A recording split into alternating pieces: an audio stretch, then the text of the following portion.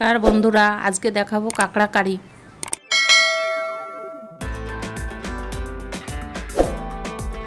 প্রথমে কাঁকড়া নিয়ে নিয়েছি, এবার একটু পেঁয়াজ কেটে নিয়েছি, ওটা রেখেছি, একটা রসুন ছুলে নিয়েছি, এটা শিলনোড়ায় বেটে নেব। আদাটাও এর সঙ্গে বেটে নেব। কড়াইতে সরষের তেল দিচ্ছি, আলুটা কাঁকড়াটা একসঙ্গে ভেজে নেব।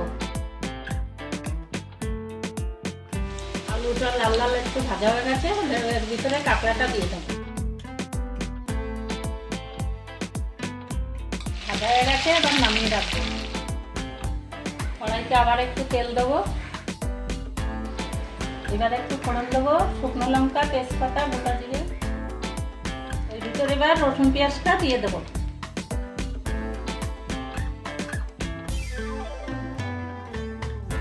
পেঁয়াজটা লাল লাল ভাজা হয়ে গেছে, এর ভিতরে গোটা গরম মশলাটা দিয়ে দেবো। এর ভিতরে আদা বাটাটা, জিরে বাটাটা দিয়ে দেবো।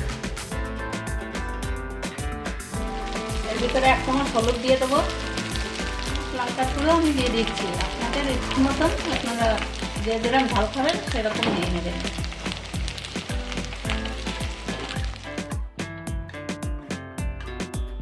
মশলাটা কষানো হয়ে গেছে, এবার কাঁকড়া আলুটা ঢেলে দেবো।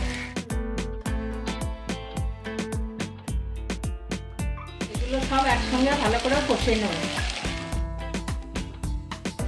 এবার জলটা দিয়ে দেবো, এবার লবণটা দিয়ে দেবো। কিছুক্ষণ এইভাবে একটু ফুটবে, জলটা শুকিয়ে নেব।